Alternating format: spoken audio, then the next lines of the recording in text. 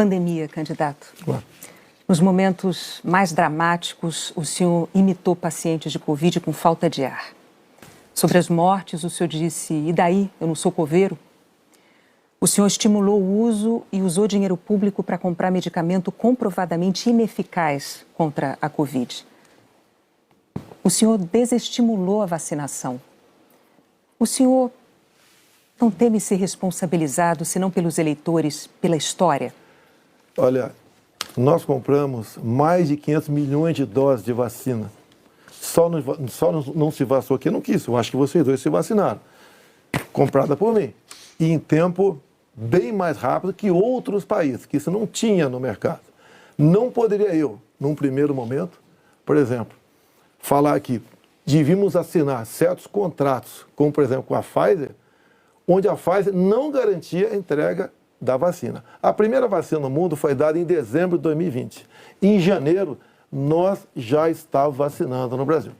Então fizemos a nossa parte e o grande erro disso tudo foi um trabalho forte da grande mídia, entre eles a Globo, desestimulando os médicos a fazerem o tratamento precoce, que isso é conhecido como uma liberdade do médico. Quando algo é desconhecido, como até hoje é desconhecido ainda os efeitos possíveis, efeitos colaterais da vacina, desaconselhar, inibir, ameaçar, caçar o registro de médicos. Isso que foi errado feito durante a pandemia. Mas, candidato, o senhor desestimulou a vacinação. Isso não tem nada a ver com liberdade. O senhor chegou a dizer que quem tomasse a vacina poderia virar jacaré. Mas o senhor associou a vacinação ao vírus da AIDS. E mais, quanto às vacinas, a Pfizer esperou 93 dias por uma resposta quando a empresa procurou o governo para tratar de vacina. A Coronavac, o senhor desautorizou o ministro e chegou a suspender a compra da vacina. Não houve suspensão da minha parte. A questão da Pfizer. No contrato da Pfizer estava escrito: não nos responsabilizamos por qualquer efeito colateral. Outra coisa, a Pfizer não apresentou quais seriam os possíveis efeitos colaterais. Eu usei uma figura de linguagem: jacaré. Figura de linguagem? Sim. Você acha que é o caso de brincadeira? Não é brincadeira isso. Isso faz parte da literatura portuguesa. Então, brincadeira é, num momento difícil para o Brasil, a imprensa desautorizar os médicos pela sua liberdade de clinicar. Esse foi o grande problema. E outra coisa, eu não errei nada do que eu falei. Eu falei no início da pandemia que nós devíamos tratar dos idosos, pessoas com comorbidade, e o resto da população trabalhar.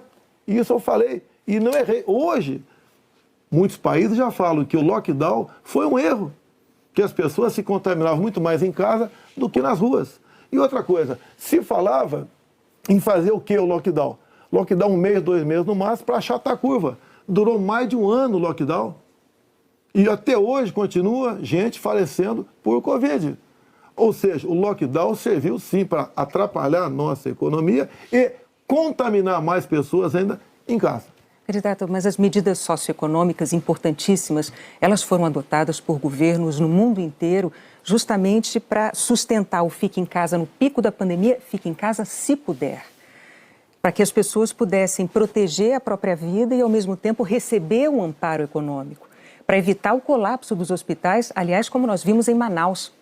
Pessoas morrendo com falta de oxigênio por um erro de logística e gestão do seu ministro da Saúde. Negativo.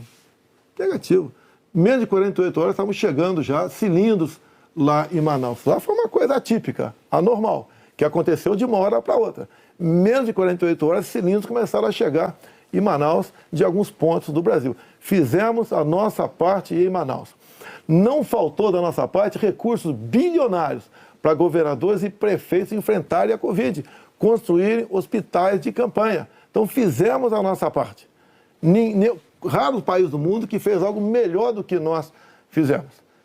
E o resultado, até o OMS reconhece isso daí. Fizemos a nossa parte. O senhor mencionou 48 horas, o fato é que Manaus ficou uma semana, mais de uma semana, 9 dias, sem receber o apoio das pessoas com falta de oxigênio nos hospitais. Não é verdade isso. Agora, não é verdade. Candidato, sobre o seu comportamento, com as frases que eu mencionei, imitando pacientes com falta de ar, muitos viram isso como um sinal de falta de compaixão, eu queria que você botasse no ar eu imitando falta de ar.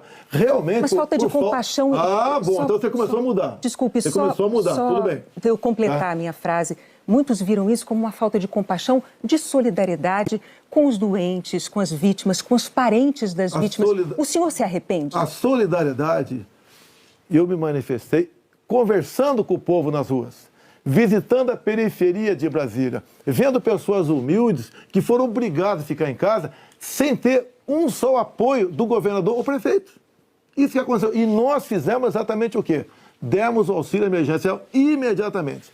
68 milhões de pessoas humildes começaram a receber o auxílio emergencial. Eles estavam condenados a morrer de fome dentro de casa. O senhor não se arrepende das declarações? Ou ir para as ruas, fazer o que não queriam. Poderiam ter um caos na rua, caos porque pessoas com fome iam para a rua. Criamos imediatamente o auxílio emergencial. Fizemos a nossa parte.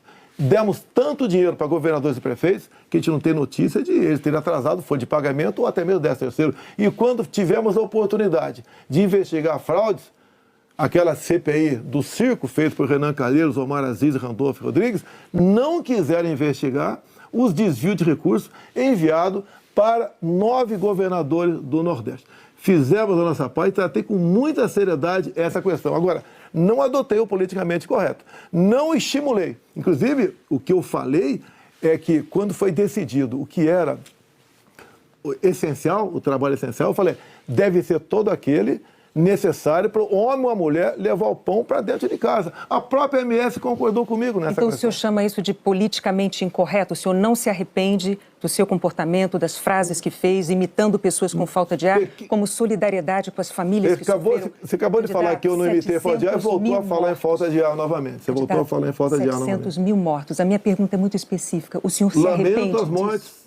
Não tem que não perder um parente, um amigo. Lamento as mortes. Agora, não poderia ser tratada a Covid da forma como começou a ser tratada. E quando você fala em tratamento precoce, lembre-se que no protocolo do Mandetta tinha o tratamento precoce lá, mas só em casos graves, onde eu não concordei com ele. No início, o protocolo do Mandetta era vá para casa, quando sentir falta de ar, procura um hospital. Eu falei, procurar para quê se não tem remédio? E não tinha vacina também naquele momento.